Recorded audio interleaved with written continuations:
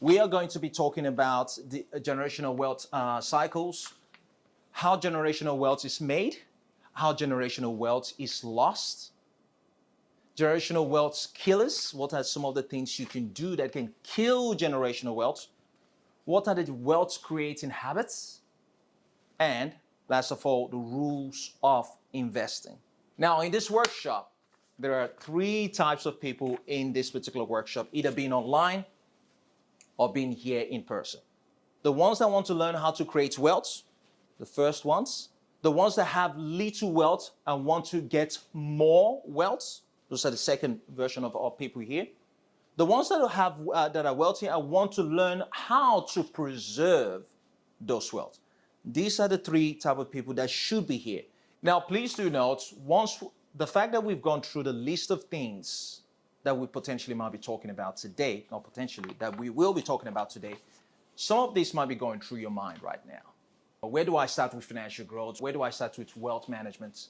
Where do I start with building legacy? Don't worry too much about it.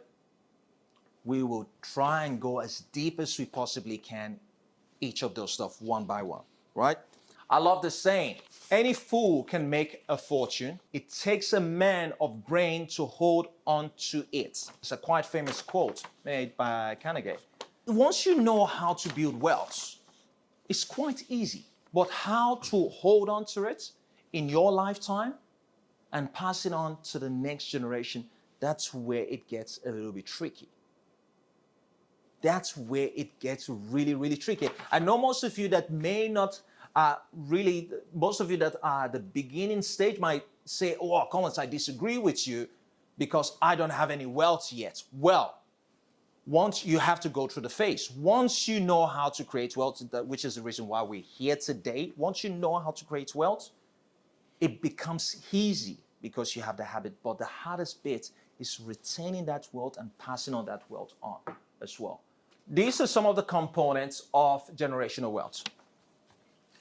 The very first one is the best, the one I love the most, mindset. Why do I say mindset? For most of you that have heard me speak, nothing happens without this. It all starts here. Once we understand the concept that the mindset is everything, everything starts falling in place. You know, for this table to be here, someone had to envision it. Someone had to imagine that in their mind's eye before they were able to bring it into the forefront of reality itself. So if you've got a mindset of scarcity, if you've got a mindset of lack, it really makes it extremely difficult for you to be able to create anything quite substantial. For example, you might be under the mindset that, you know, most of us here might be earning six figures. A lot of people are earning six figures and they go, you know what, I'm okay, I'm comfortable, there's nothing absolutely for me to worry about.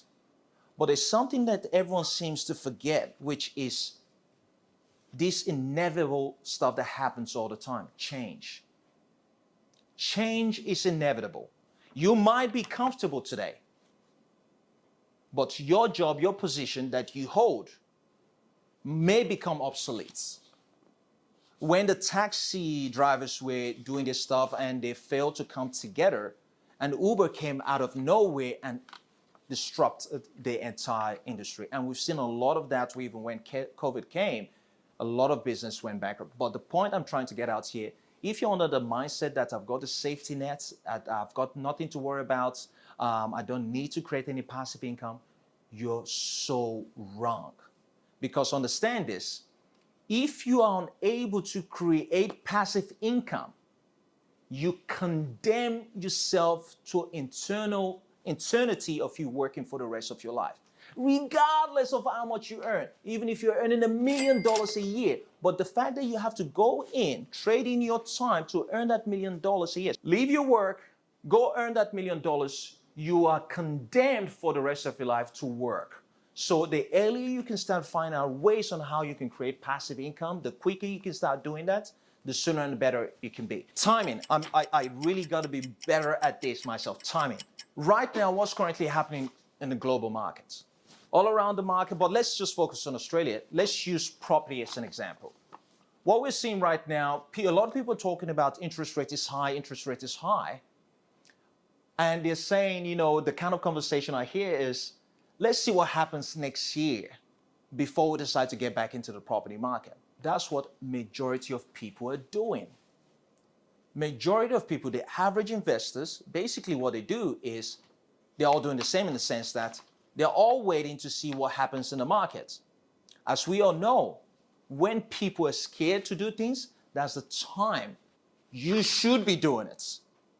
And it takes a massive amount of courage for you to do that.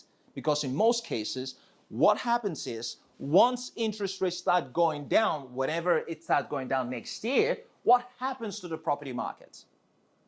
What do you think happens to the market? It goes up. So you end up the same property that you were meant to purchase for $1 million or $1.1 million, you end up paying extra 100,000 more because there's a lot more people coming in. You've got less negotiating power. So timing is quite crucial. I say right now, a lot of people now talking Melbourne, saying Melbourne property market is dishing. It is perfect time to buy in Melbourne. Because when you look at the statistic in terms of population growth, where are the main state capitals people are going into? Well, New South Wales, Victoria, Queensland. These are the three main places that attract a lot of people coming in. So when you start taking those stuff into consideration, you start understanding how timing works. Habits. I love habits. Understand this.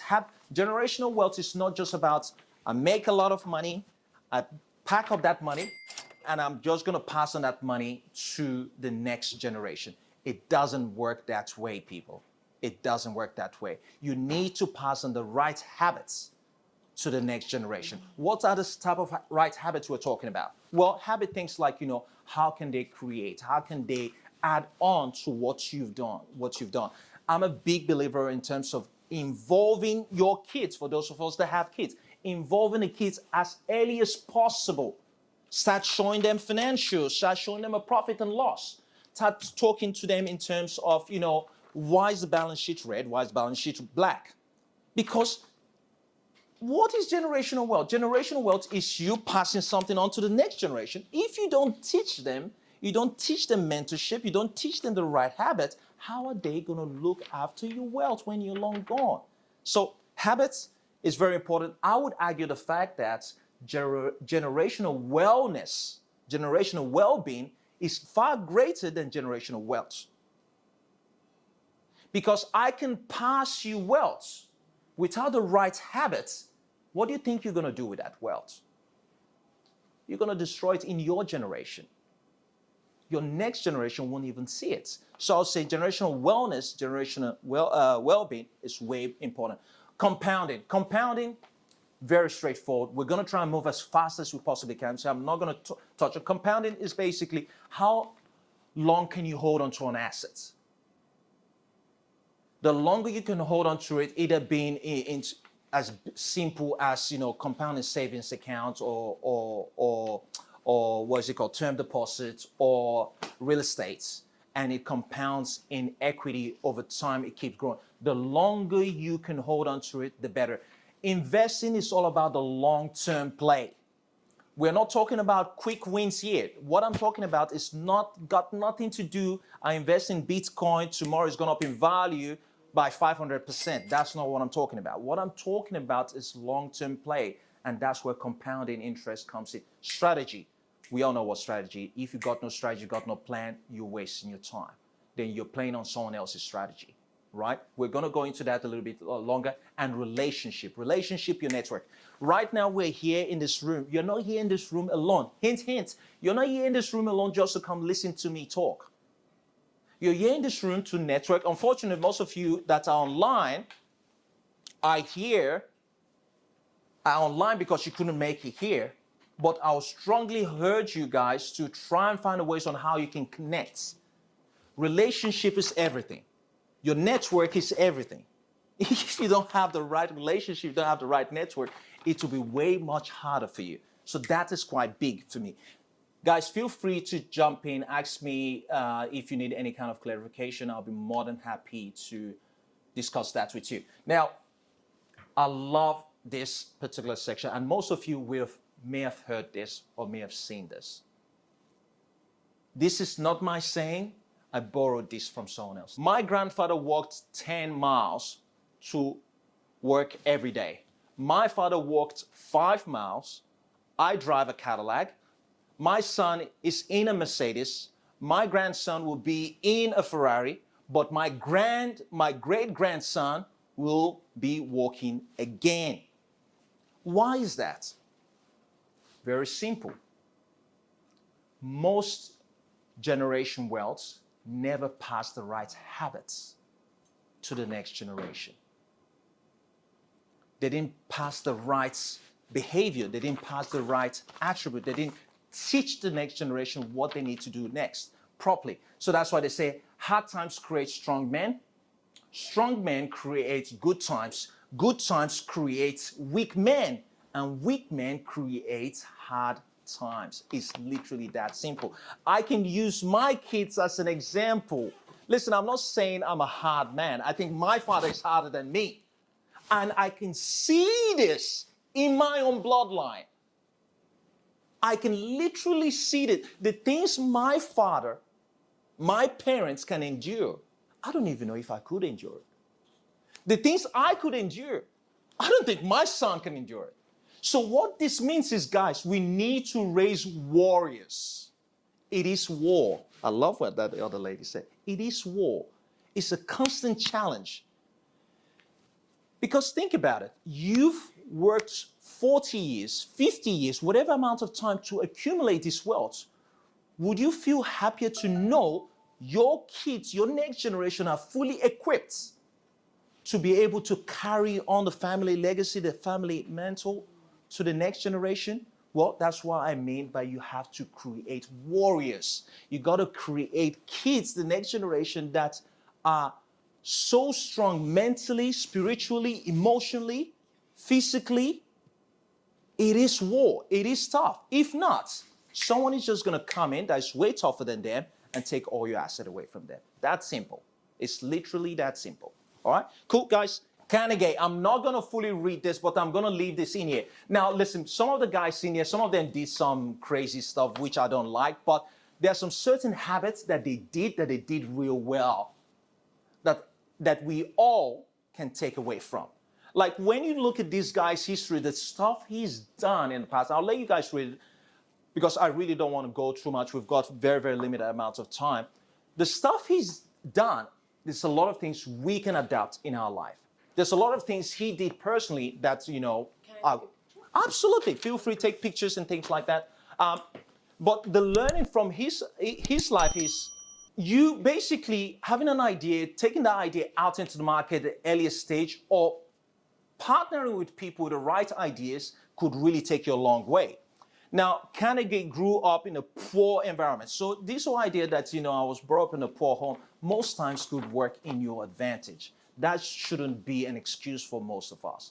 But again, as I said, there's a lot of things that Carnegie has done, which again, I'm really not gonna go into it. You guys can quickly read it, take pictures on it. And there's a lot of that we can apply moving forward, even setting up a trust, setting up some sort of structure moving forward so the next generation can carry that on. Now, when you look at the next person we're about to share here, I went too fast. He did some great things, Vanderbilt. He did some great things, but he screwed up towards the end. Now, how he screwed up was simple. He didn't pass on the right habits to the next generation. It's if I'm to summarize that very, very quickly, like he was quite good in immersing so much wealth, which we can learn so much from him in terms of what he's done. But again, at the same time, when you look really deep down into these guys, both guys that I've used, they did some nasty, crazy things, which obviously I'm not basically advocating on that. But we can learn on some of the stuff he didn't do well that we can go, okay, he screwed up here. How can I apply that and make sure I don't mess up the way he's messed up too as well?